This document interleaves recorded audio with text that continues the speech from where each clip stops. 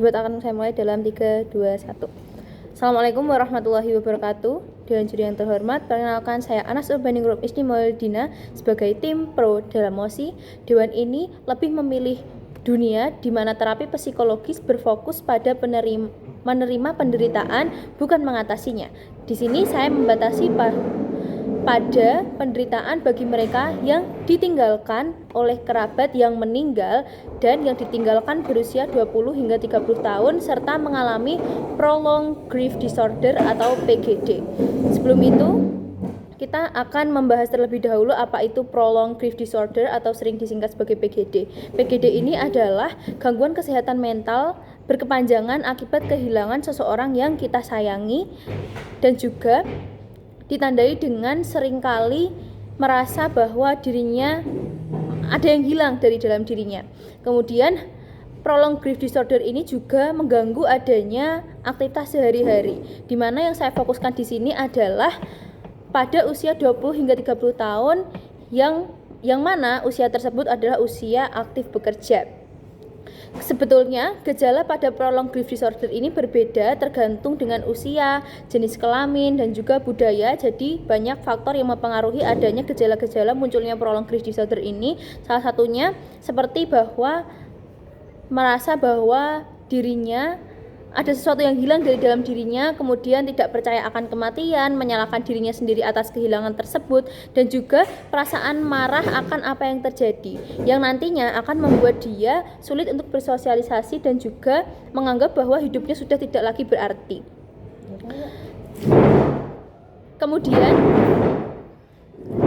pada menerima penderitaan yang saya fokuskan di sini adalah terapi yang lebih menghadapi dan juga hidup bersama kesedihan tanpa memaksa individu tersebut untuk move on ataupun melupakan apa yang ia rasakan, seperti kehilangan orang yang ditinggalkan oleh orang yang meninggal. Hal itu tentunya dapat menjadi luka yang cukup dalam dan juga tidak bisa apabila dipaksa untuk move on. Maka dari itu, menerima penderitaan pada hal ini adalah terapi psikologis yang menurut saya tepat, karena dari research yang saya cari, yakni oleh Shear et al. Pada tahun 2011 dan juga oleh Hayes pada tahun 2006, ACT atau Acceptance and Commitment Therapy lebih efektif daripada terapi untuk mengatasi penderitaan pada kasus kehilangan orang yang ditinggalkan. Kemudian, dan juri yang terhormat, di sini saya membawa 3 argumen untuk menguatkan saya sebagai tim pro pada MOSI lebih fokus pada penyembuhan penderitaan pada menerima, bukan mengatasinya.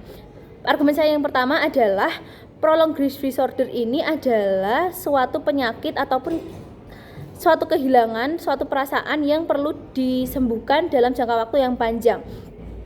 Mengatasinya sama saja dengan memperburuk adanya situasi dan juga kondisi psikologis pada orang tersebut, karena kata mengatasi di sini berarti berusaha untuk melupakan adanya rasa kehilangan, berusaha melupakan adanya luka akibat ditinggalkan.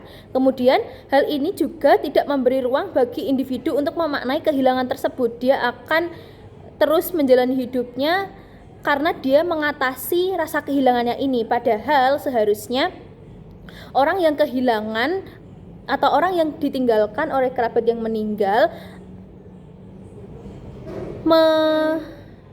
menerima hal tersebut karena kehidupan tidak lepas dari adanya kematian.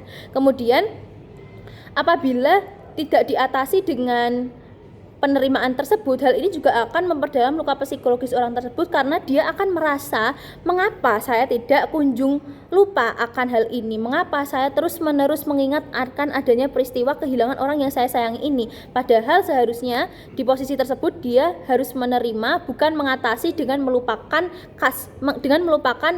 kehilangan tersebut. Dan untuk argumen saya yang kedua adalah tanggungan kehidupan. Pada batasan yang saya sebutkan tadi, yakni pada usia 20 hingga 30 tahun, seseorang tersebut memiliki tanggungan kehidupan berupa untuk aktif bekerja ataupun memiliki kerabat lain yang masih dalam tanggungannya. Apabila dia mengalami adanya grief disorder ini, dia akan mengalami ataupun sulit melakukan kegiatan sehari-harinya, yang tentunya hal ini akan mengganggu dan juga memperburuk adanya masa duka. Kemudian hal ini juga apabila kita menerima penderitaan ini akan mendorong adanya individu untuk berdialog dengan duka. Seperti yang sudah saya sebutkan tadi, luka ataupun kehilangan tidak lepas dari adanya kehidupan. Jadi apabila kita mengatasinya dengan melupakan luka tersebut, sama saja kita tidak bisa menerima atau bisa berdialog dengan duka yang ada. Dan emosi pada usia 20 hingga 30 tahun seringkali dianggap orang yang sudah stabil, orang yang sudah kuat, dan juga tidak difasilitasi ataupun divalidasi adanya perasaan kehilangan ataupun rasa sedihnya. Kemudian argumen saya yang ketiga adalah kelola emosi yang lebih matang. Hal ini berkesinambungan dengan argumen saya yang kedua mengenai emosi pada usia 20 hingga 30 tahun, karena pada usia tersebut tidak semua orang pada usia tersebut akan stabil emosinya, karena pada menerima penderitaan ini, orang yang ditinggalkan tersebut dapat mengelola emosi dengan sadar dan juga menerima adanya kehilangan. Dan dia dapat berdamai, bukan melupakan tapi menerima. Seperti yang sudah saya sebutkan tadi pada research oleh Sear et al. Pada tahun 2011 dan juga Hayes pada tahun 2006, Acceptance and Commitment Therapy atau ACT dan juga Complicated Grief Therapy atau CGT menunjukkan hasil yang positif. Hal ini karena memvalidasi adanya rasa sakit yang ternyata pada penerapannya pun sedari anak-anak sudah ada yang memvalidasi adanya rasa sakit. Jadi pada orang dewasa pun seharusnya sudah seperti itu, bukan malah diembel-embel dengan mengatasi bukan menerima. Karena sejatinya seperti yang sudah saya katakan tadi, hidup tak lepas dari kematian. Memaksa kita mengatasinya sama saja dengan kita hidup ke dalam kepalsuan. Yang seharusnya kita lakukan adalah menerima adanya luka tersebut dan hidup berdampingan dengannya. Sekian yang dapat saya sampaikan. Wassalamualaikum warahmatullahi wabarakatuh.